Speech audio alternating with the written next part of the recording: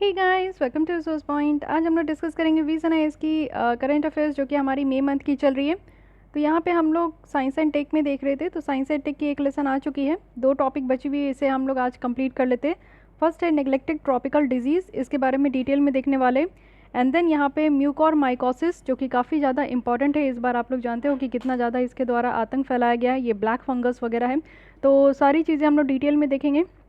तो चलिए स्टार्ट करते हैं। चलिए स्टार्ट करते हैं नेग्लेक्टेड ट्रॉपिकल डिजीज़ के साथ। ये न्यूज़ में क्यों है पहले ये समझिए, क्योंकि यूनाइटेड अरब एमिरेट्स इनकी प्रपोज़ल एक्सेप्ट कर ली गई है 74th वर्ल्ड हेल्थ असेंबली, जिनके द्वारा ये डिक्लेयर किया गया है कि 30 जनवरी को अब हम लोग world neglected tropical disease day जो है सेलिब्रेट करेंगे। तो देखिए इस तरीके का कुछ न्यू होता है, कोई नया दिन यहाँ पे अगर आपका डेजिग्नेट किया जाता है तो वो सारी चीज़ें इंपॉर्टेंट हो जाती है आपके एग्ज़ाम के लिए। तो वर्ल्ड ट्रॉपिकल नेग्लेक्टेड डिजीज़ देखेंगे, क्योंकि बहुत सारे ऐसे डिजीज़ है जिसको कि हम लोग एकदम से सीरियस नहीं होते, काफ़ी नेग्लेक्ट किया गया है, लेकिन उनके वजह से ऐसी बीमारी और ऐसे सोर्सेज के थ्रू जो बीमारी है उनके वजह से अगर लोगों की जान जा रही है और उसको कहीं से भी आप देखो कि उसके लिए कहीं से भी सीरियसनेस नहीं दिखाया जा रहा, तो फिर वैसे डिजीज़ेस को यहाँ पे उसके अवेयरनेस फैलाने के लिए इस तरीके का डे हम लोग सेलिब्रेट कर रहे हैं। नेग्लेक्टेड ट्रॉपिकल डिजीज़ के बारे में समझते हैं। सबसे पहले तो ये ट्रॉपिकल एरिया की बात की जा रही है, तो ट्रॉपिकल एरिया हम लोग कहते हैं किसको है। ये देखिए हमारा पृथ्वी है, ये 0 डिग्री हो गया इक्वेटर, ये आपका हो गया 23 डिग्री एंड हाफ जो कि आपका क्या हो गया tropic of cancer, and this is in southern hemisphere, ये हो गया कैप्रिकॉर्न। तो अगर हम लोग बात करें ट्रॉपिकल डिजीजेस की, तो ट्रॉपिकल एरिया हम लोग कहते हैं the place between the tropic of cancer and the tropic of Capricorn is known as tropical area. तो ये ट्रॉपिकल एरिया है, इस बीच के इस जगह पे आपका जो भी डिजीज़ हो रहा है और जिसको नेग्लेक्ट किया जा रहा है उसको हम लोग कहते हैं नेग्लेक्टेड ट्रॉपिकल डिजीज़। ठीक है, साथ ही आप देखो कि ये कम्युनिकेबल डिजीज़ होता है। कम्युनिकेबल मीन्स क्या कि कम्युनिकेट करने से आप जिसे बात करो, जिसके संपर्क में आओ, अगर आपके अगर आप कुछ बोल रहे हो, छींक रहे हो, स्नीज कर रहे हो, तो उसके वाटर ड्रॉपलेट में अगर उसकी कंस आ रही है तो इसमें इट मीन्स कि ये कम्युनिकेट हो रहा है। और ट्रॉपिकल और सब ट्रॉपिकल कंट्रीज़ में काफ़ी ज़्यादा प्रिवेल कर रहा है और 1 बिलियंस लोगों से भी ज़्यादा इसको अफेक्ट कर रहा है, तो उसको हम लोग कहते हैं नेग्लेक्टेड ट्रॉपिकल डिजीज़। पॉपुलेशन जो भी आप देखो कि गरीबी में रहते हैं, बिना साफ़ सफाई के रहते हैं, साथ ही साथ काफ़ी ज़्यादा इन्फेक्शियस वेक्टर के कांटेक्ट में आते हैं, डोमेस्टिक एनिमल के कांटेक्ट में आते हैं, लाइव स्टॉक है, तो वो वैसे लोग जो है ना ज़्यादा से ज़्यादा वर्स्ट अफेक्टेड होते हैं। पूरी दुनिया में अगर हम लोग बात करें तो 149 कंट्रीज़ हैं जो कि आज की डेट में कहीं ना कहीं at least one neglected tropical disease से जूझ रही है। इंडिया में अगर हम लोग देखें तो वर्ल्ड लार्जेस्ट एब्सोल्यूट बर्डन है, सबसे ज़्यादा जो नेग्लेक्टेड ट्रॉपिकल डिजीज़ से कोई जूझ रहा है तो वो हमारा देश है, और इसमें 11 मेजर कहा गया है। 2008 में इस चीज़ की पूरी लिस्ट बनाई गई थी, उसमें 11 मेजर ऐसा कहा जा रहा है कि डिजीज़ेज़ है जिससे इंडिया जूझ रहा है। तो आप देखो कि काफ़ी ज़्यादा जो है बहुत जो नेग्लेक्टेड ट्रॉपिकल डिजीज़ है उसको एलिमिनेट करने का काम भी किया गया है, जैसे गुइनिया वॉर्म है, ट्रैकोमा है, यॉस है, तो ऐसे कुछ डिजीज़ है जिसके कारण बहुत सारे लोगों की जान जाती है, तो इसको एलिमिनेट करने का हमारे द्वारा काम भी किया गया है। बट देखते हैं कि इसका इम्पैक्ट क्या है। अच्छा हाँ, ये चीज़ देखिए तब आप लोगों को ज़्यादा यहाँ पे क्लियर होगा कि नेग्लेक्टेड ट्रॉपिकल डिजीज़ कैसे कैसे है। तो वायरस में आप देख सकते हो कि जो रैबीज़ है, डेंगू है, चिकनगुनिया है। एक बार आपने देखा था 2019 में आई थिंक कि डेंगू का प्रकोप बहुत ज़्यादा बढ़ चुका था, और इससे जो है ना डेंगू चिकनगुनिया से काफ़ी लोगों की जान चले जाती है। वो तो थैंक गॉड कि काफ़ी लोग बच भी जाते हैं, लेकिन लोगों की जान चली जाती है, लेकिन इसको आज तक जो है कंसर्न में नहीं रखा गया है। बैक्टीरिया से आप देख सकते हो कि ब्रूली अल्सर है, लेप्रोसी है, ट्रैकोमा है, यॉज है। ठीक है, उसके बाद प्रोटोजोआ से आप देख सकते हो कि ये छागास डिजीज़ है, लेशमेनियसिस है, ह्यूमन अफ्रीकन है, एंड यहाँ पे ट्रैपोसोमियसिस है। ओके, हेलमिंथ से देख सकते हो कि इतने सारे डिजीज़ है, मैं प्रोनाउंस नहीं करूँगी क्योंकि कहीं ना कहीं गलती बोल दूंगी। तो एक मैं बताना चाहूँगी, ये है लिम्फेटिक फिलियारिसिस। ठीक है, इसको कहते हैं हाथी पाँव, जिसमें कि आप जानते हो कि जो पाँव है वो बहुत ज़्यादा मोटा हो जाता है, तो ये इस डिजीज़ से भी काफ़ी लोग जूझते हैं। और इवन आप लोग देखो कि रिवर ब्लाइंडनेस भी होता है। तो नहा लेने से ऐसा भी कहा जाता है कि जो डुबकी लगाते हैं हम लोग गंगा यमुना नदी में, तो उससे नहा लेने से जो अंधापन आ जाता है वो रिवर ब्लाइंडनेस है। तो ये सारी कुछ ऐसी बीमारी है ना जिसको हम लोग अनदेखा करते हैं। ठीक है, तो ये सब ध्यान रखिएगा। अब देखते हैं इसका इम्पैक्ट क्या है। इम्पैक्ट तो आप समझ रहे हो कि वर्ल्ड की सबसे पुअरेस्ट पीपल को यहाँ पे सबसे ज़्यादा अफेक्ट कर रहा है। अगर नेग्लेक्टेड ट्रॉपिकल डिजीज़ की बात करें तो ये ऑलरेडी हमारे हेल्थ सिस्टम की जो ओवरलोड बर्डन है वो और ज़्यादा बढ़ा रहा है डेवलपिंग कंट्रीज़ में। और कुछ तो इससे आप देखो कि काफ़ी ज़्यादा बेकार की खर्चे हो रही है और इंडिविजुअल की जो प्रोडक्टिविटी है वो कम हो जाती है इस तरीके के डिजीज़ होने। अगर चाइल्ड के हेल्थ के पर्सपेक्टिव से देखें तो कुछ डिजीज़ ऐसे होते हैं ना कि अगर बचपन में ही हो जाए ये सारी बीमारी जो नेग्लेक्टेड ट्रॉपिकल डिजीज़ में से काउंट हो रही है ये सारे में से, तो क्या होता है कि बच्चों में ना हेल्थ ग्रोथ अच्छी तरीके से नहीं होती है। मे बी उनकी फिजिकल ग्रोथ ना हो, उनकी हाइट शॉर्ट रह जाए, या फिर उनकी जो है अंदर से मेटाबॉलिज्म उस तरीके की स्ट्रांग ना हो जिससे कि वो माल न्यूट्रिशन की कुपोषण का शिकार हो जाए, या फिर कोई इम्पेयरमेंट हो सही तरीके से टिश्यू सेल्स ये सारी चीज़ें जो है आप देखो कि वो ग्रो ना कर सके, स्टंटेड ग्रोथ हो यानी कि शॉर्ट हाइट हो, इनएबिलिटी टू अटेंड स्कूल वैसा हो जाए कि वो डेली बेसिस पे वो स्कूल ना जा पाए। सो ये सारी चीज़ भी देखने को मिलती है बच्चों के लिए। अगर विमेन की हेल्थ की बात करें तो कुछ डिजीज़ ऐसी है ना जो कि डिसफिगरिंग कर देती है। जो विमेन की जो फिगर होती है, जो बॉडी का शेप होता है, वो आपको जो है ख़राब देखने को मिलेगा, पर्टिकुलरली फॉर द विमेन, क्योंकि उनकी जो हेल्थ सीकिंग बिहेवियर है वो यहाँ पे देर होती है, डायग्नोसिस में देर होता है, ट्रीटमेंट में देर होता है। आप देखो कि घर में एक नॉर्मल फैमिली में आपको देखने को मिलेगा, ये rarest of the rare case होता है कि जब किसी फैमिली में इक्वली इंपॉर्टेंस दिया जाए विमेन और मेल को। बट मोस्टली हम लोग भारतीय हैं और भारतीय हैं, तो उसमें आप देखोगे कि मोस्टली फैमिलीज़ में क्या होता है कि अगर मेल पर्सन को, चाहे वो बेटा हो, चाहे वो नाना हो, दादा हो, या फिर कोई पापा हो, अगर उनको कुछ हो जाता है तो तुरंत वो जो है ना डॉक्टर के पास जाते हैं, कंसल्ट करते हैं, एडमिट हो जाते हैं अगर ज़रूरत हुआ तो। वहीं अगर हम लोग अपनी मम्मी की बात कर ले, अपनी सिस्टर की बात कर ले, अपनी दीदी की बात कर ले, कुछ भी बात कर ले, दादी की भी बात कर ले, नानी की भी बात कर ले, तो उनका एक बस यही रहता है ना कि उनको अगर कुछ तकलीफ़ हो रही है, अगर कहीं पे भी दर्द है तो वो सहने का कोशिश करती है। वो कभी भी खुद से नहीं कहेगी ना कि चलो मुझे डॉक्टर के पास ले चलो या फिर कहीं पे भी। तो ऐसा आपको देखने को मिलेगा कि उनको ट्रीटमेंट, उनका डायग्नोस बहुत डिले हो जाता है, जिसकी वजह से उनकी जो फिगरिंग है वो डिसफिगर हो जाती है, और साथ ही साथ विमेन की जो सोशल हेल्थ है वो अफेक्ट हो जाता है। और इसके कारण आप देखो उनको एक्सक्लूजन किया जाता है कि उनको जो है, आप देखो कि सोसाइटी में अगर किट्टी पार्टी हो रही है तो वैसी वुमेन को अलाउड नहीं किया जाता है। कुछ एक सोशल स्टिग्मा भी है हमारे यहाँ पे कि कुछ ऐसे बीमारी हो जाते हैं कि लोग उनके साथ जो है रहना पसंद नहीं करते। तो ये विमेन की इकोनॉमिक हेल्थ में भी आपको देखने को मिलेगा कि वो इस तरीके से उनकी हेल्थ हो जाती है कि वो काम नहीं कर पाती है, तो इकोनॉमिक हेल्थ भी यहाँ पे डाउन हो जाती है। तो विमेन हो, बच्चे हो, या फिर एक तरीके से आप ओवरऑल हेल्थ पर्सपेक्टिव्स में आप देखो, गरीब लोग हो, इनको नेग्लेक्टेड ट्रॉपिकल डिजीज़ से बहुत ज़्यादा हार्म देखने को मिलता है, और ये 3 ऐसा ग्रुप है जिसमें कि सबसे ज़्यादा इम्पैक्ट होता है। लेकिन आज तक ऐसा क्यों है कि इसको हम लोग टैकल नहीं कर पाए? क्या क्या चैलेंजेस हैं? चैलेंजेस यही है क्योंकि अब तक हमने इसको प्रायोरिटी नहीं दिया। जिस चीज़ को आप प्रायोरिटी दोगे ऑब्वियस है कि उस प्रॉब्लम का सॉल्यूशन निकल जाता है। तो यहाँ पे अगर हम लोग बात करें तो इसको नेग्लेक्टेड ही माना गया है, क्योंकि इसमें जो है ना लिटिल अटेंशन दिया गया है पॉलिसी मेकर के द्वारा। प्रायोरिटी की कमी देखने को मिलेगी। हेल्थ स्ट्रैटेजीज़, इनके ऊपर ज़्यादा रिसर्च नहीं किया जाता है, लिमिटेड रिसोर्स एलोकेट किया जाता है इसके लिए। तो ये सारी जो डिजीज़ है इसको लेस फंडिंग में मिलती है रिसर्च करने के लिए, ट्रीटमेंट करने के लिए। जैसे आप देखो ट्यूबरक्लोसिस है, HIV एड्स है, मलेरिया है, इन सब में कितना फोकस किया जाता है। ट्यूबरक्लोसिस के लिए ना जाने सरकार कितने सारे जो है स्कीम लेकर आती है। 500 रुपीज़ जो है हर एक मंथ दिया जाता है, जिससे कि जो गरीब लोग हैं वो अपनी बीमारी का इलाज करा सके जिसको भी ट्यूबरक्लोसिस है। HIV एड्स के लिए आप देखो कि कई बार प्रोग्राम निकाला जाता है, इवन WHO के द्वारा भी अलग से प्रोग्राम है। मलेरिया के लिए आपका देखने को मिलेगा। लेकिन वहीं अगर आप मलाइसिस की बात करें तो ऐसा कुछ भी जो है आपको स्कीम देखने को नहीं मिलेगा कि सरकार के द्वारा कुछ प्रोग्राम लाए जा रहे हैं। इवन बहुत सारे लोग तो जानते भी नहीं हैं कि एक ऐसी बीमारी है। तो यही सारी चीज़ है कि आप देख सकते हो कि एक डिफरेंस, एक प्रायोरिटी एरिया आपको कमी देखने को मिलेगी। साथ ही यहाँ पे ट्रीटमेंट की भी कमी है। बहुत सारे जो ट्रॉपिकल नेग्लेक्टेड डिजीज़ है ना, कोई वैक्सीन नहीं है उसके लिए, सैंपल टेस्ट नहीं है, कैसे उसको डायग्नोस करें और उसका ट्रीटमेंट क्या होना चाहिए, क्या जो है उसके लिए मेडिसिन वगैरह होना चाहिए, ये सारी चीज़ भी अवेलेबल नहीं है। साथ ही सोशल स्टिग्मा प्रिवलेंस है हमारे यहाँ। सोशल स्टिग्मा और डिस्क्रिमिनेशन देखने को मिलता है कि बहुत सारी चैलेंजेस ये क्रिएट कर देता है। मेनली आप देखो कि सोशल डिस्प्लेसमेंट जो पीपल्स का हो रहा है ना, वो यहाँ पे जो नेग्लेक्टेड ट्रॉपिकल डिजीज़ है उससे कई ज़्यादा उनको यहाँ पे सहना पड़ता है।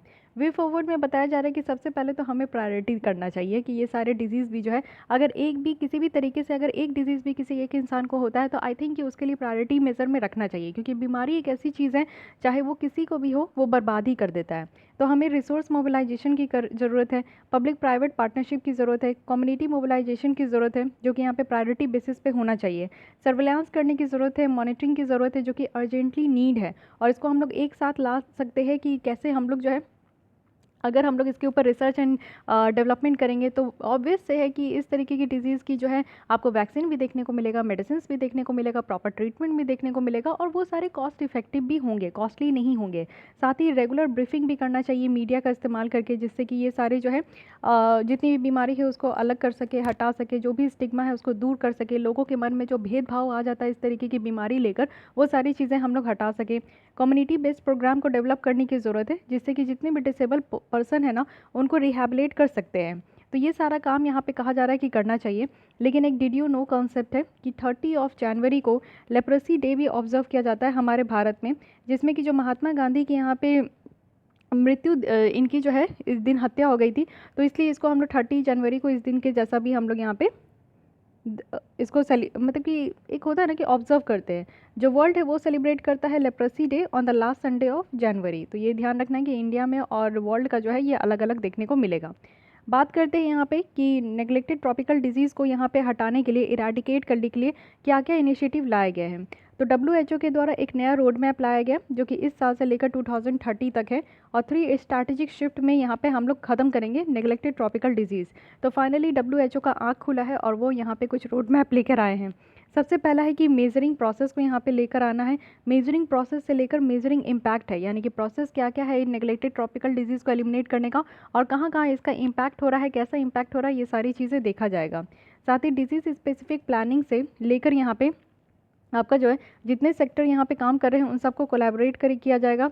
एक्सटर्नली जो ड्रिवन एजेंडाज है वो भी यहाँ पे होनी चाहिए प्रोग्राम के अंदर, और कंट्री ओन्ड या कंट्री फाइनेंस तरीके से हो, यानी कि कंट्री की खुद की पैसे हो, या फिर कंट्री को अगर यहाँ पे फाइनेंस करना है तो WHO के द्वारा हेल्प भी किया जाएगा। WHO फर्स्ट रोड मैप जो है वो यहाँ पे क्यों लाया गया है, तो ये आपको देखने को मिलेगा कि पहला रोड मैप जो है 2012 में ही लाया गया था नेग्लेक्टेड ट्रॉपिकल डिजीज़ को प्रिवेंट करने के लिए और कंट्रोल करने के लिए, बट अब तक इसके ऊपर कोई काम नहीं किया गया। WHO के द्वारा इवन 5 पब्लिक हेल्थ इंटरवेंशन भी रिकमेंड की गई थी कि कैसे यहाँ पे जो नेग्लेक्टेड ट्रॉपिकल डिजीज़ है उसको प्रिवेंट कर सके, कंट्रोल कर सके, एलिमिनेट कर सके और इराडिकेट कर सके। तो सबसे पहला बात है कि एक प्रिवेंटिव केमोथेरेपी होना चाहिए, एक large scale delivery of free safe single dose quality assured medicine, या तो अकेले हो या तो कॉम्बिनेशन में हो, ये सब कुछ रेगुलर इंटरवल्स में जो है लोगों तक पहुंचाना चाहिए और ये सेलेक्टेड डिजीज़ को ट्रीट कर सके। साथ ही इनोवेट करने की ज़रूरत है और कैसे डिजीज़ को मैनेजमेंट करना है ये भी बातें यहाँ पे देखना होगा। वेक्टर कंट्रोल और पेस्टिसाइड मैनेजमेंट करना है, इट मीन्स कि सेफ़ और जुडिशियस मैनेजमेंट करना है पब्लिक हेल्थ पेस्टिसाइड्स का, जिससे कि जो वेक्टर कंट्रोल है वो हम लोग अचीव कर सके। पीने का पानी यानी कि सेफ़ ड्रिंकिंग वाटर प्रोवाइड करना है जिससे कि लोग साफ़ सुथरा पानी पिए। बेसिक सैनिटेशन यानी कि साफ़ सफाई पे ध्यान दीजिए, क्योंकि अगर साफ़ सफाई नहीं होती है, कहीं अगर कचरे हैं तो कचरे में आप लोगों को पता है कि बहुत सारी फ्लाइज पनपती है, वहाँ रैट वगैरह भी पनपते हैं। तो जितना कचरा होगा उतना अगल बगल का इन्वायरमेंट गंदा होगा, स्मेल होगा, और उसी में से आपके जो है इतने सारे फ्लाइज, मक्खी, मच्छर सब वहीं पर जन्म लेते हैं। तो उससे ऑब्वियस है कि बहुत तरीके की आपको बीमारियां देखने को मिलेगी। जूनोटिक डिजीज़ को भी मैनेजमेंट करना है। जूनोटिक कहने का मतलब है कि ऐसी बीमारी जो कि जानवरों से इंसान में फैल जाए। आज के डेट में आप देख रहे हो कि जो भी बीमारी हो, ये आप कोरोना वायरस ही देख लो, ये तो एक जूनोटिक डिजीज़ है। इबोला वायरस देख लो, जाइका वायरस देख लो, सब जो आज के डेट में जितनी भी वायरस आ रही है ना, मेनली हम लोग देख रहे हैं कि जूनोटिक ही है, यानी कि यहाँ पे जानवरों से इंसानों तक फैल रही है। इंड 7 था एक इंटरनेशनल पब्लिक अवेयरनेस कैंपेन है जिसका मिशन था कि यहाँ पे 7 नेग्लेक्टेड जो ट्रॉपिकल डिजीज़ है उसको 2020 तक एंड करना है। तो देख लेते हैं कि यहाँ पे 7 कौन कौन सा है। एक है लिम्फेटिक फ्लेयरिसिस, जो मैं बोली हाथी पाँव भी इसे कहते हैं। साथ ही रिवर ब्लाइंडनेस है, स्नेल फीवर है, साथ ही यहाँ पे ट्रैकोमा है, हुक वॉर्म है, विप वॉर्म है, राउंड वॉर्म है, जो कि 90% देखने को मिलेगा कि ये 7 ऐसे नेग्लेक्टेड डिजीज़ है जो कि पूरी तरीके से ऑल ओवर द वर्ल्ड में अगर इसकी नेग्लेक्टेड ट्रॉपिकल डिजीज़ की बर्डन देखें तो 90% तक जो है ये 7 डिजीज़ ही यहाँ पे कॉम्प्राइज़ करता है।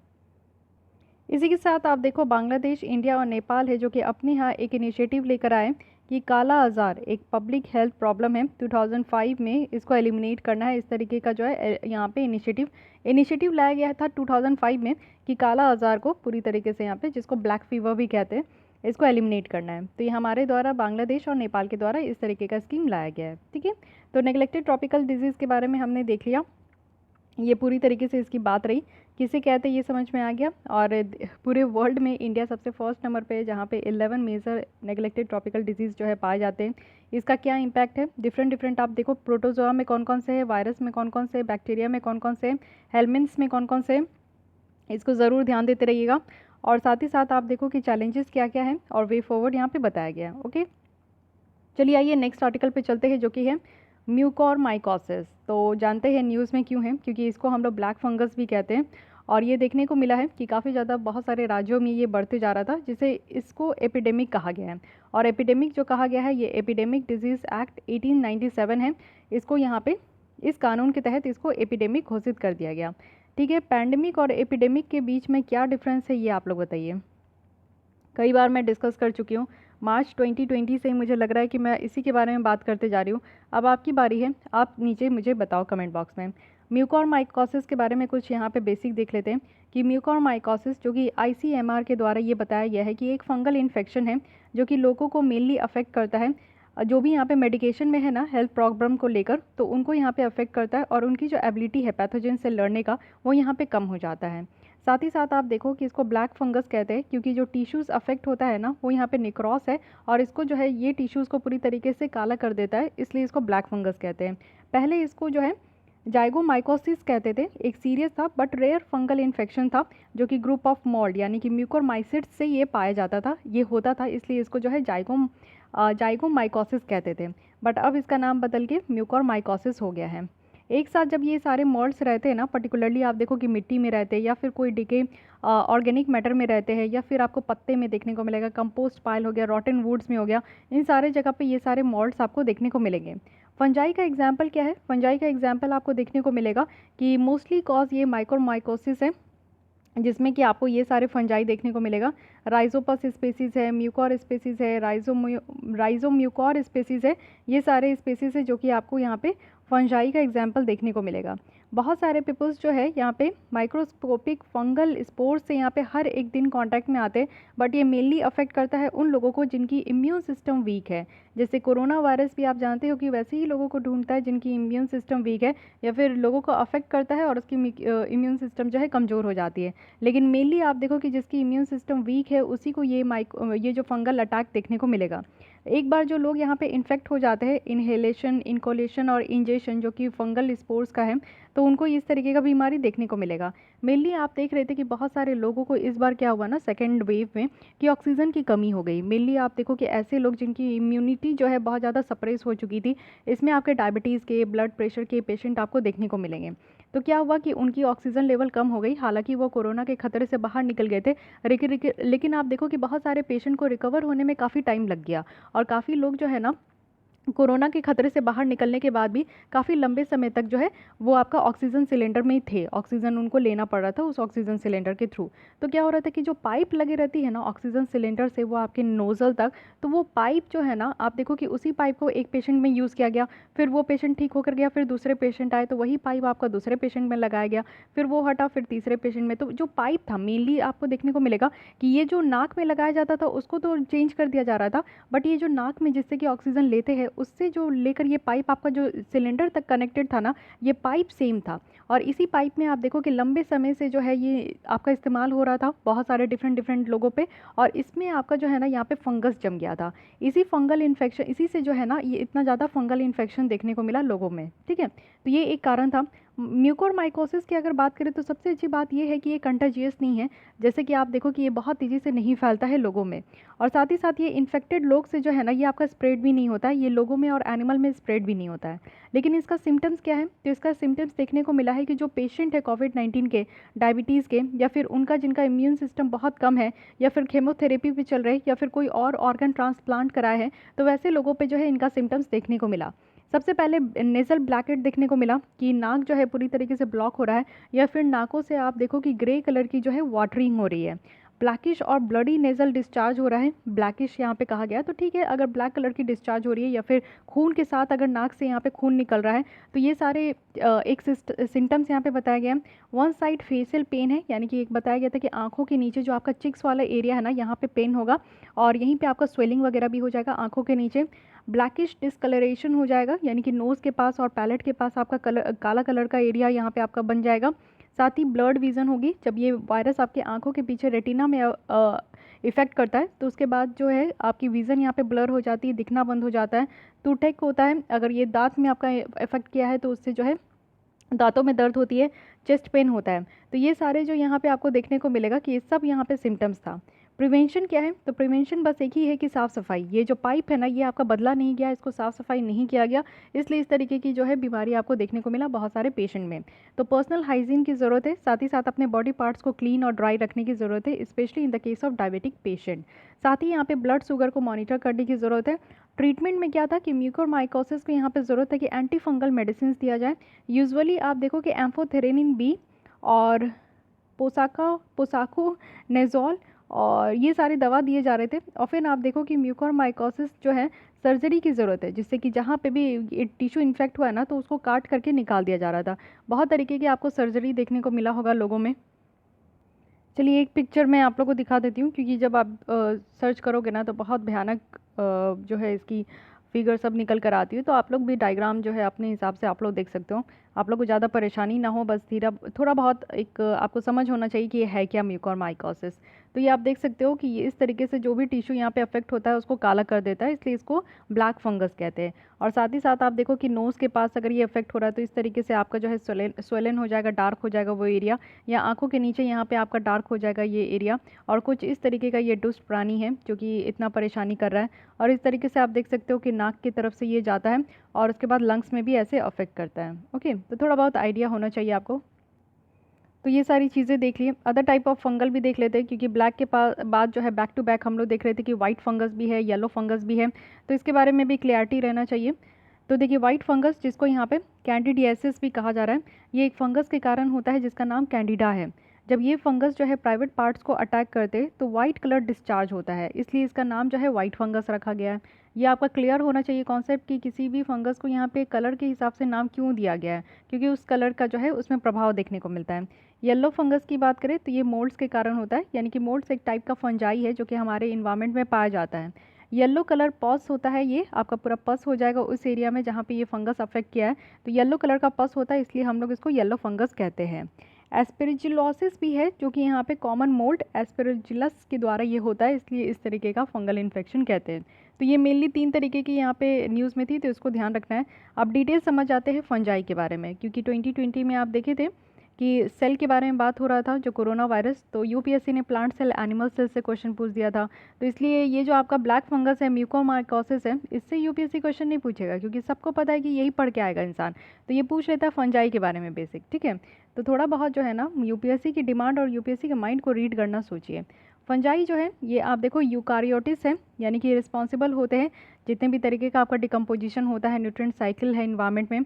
यूकारियोटिक कहने का क्या मतलब है? सिंगल सेल, प्रोकारियोटिक डबल सेल, ठीक है। सिंगल सेल है या फिर मल्टी सेल्यूलर ऑर्गेनिजम्स है जिनमें सेल जो है ना एक अलग तरीके का मेम्ब्रेन बाउंड न्यूक्लियस होता है।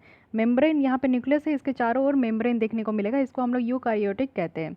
फंजाई जिनको यहाँ पे सेपरेट किंगडम में आपका क्लासीफाई किया गया है अलॉन्ग विद अदर यहाँ पे यूकारियोटिक किंगडम, जिसको प्लांटे, एनिमेलिया और प्रोटिस्टा भी कहते हैं, ठीक है। तो एक बार आप देख लीजिए ये 5 किंगडम्स यहाँ पे हैं।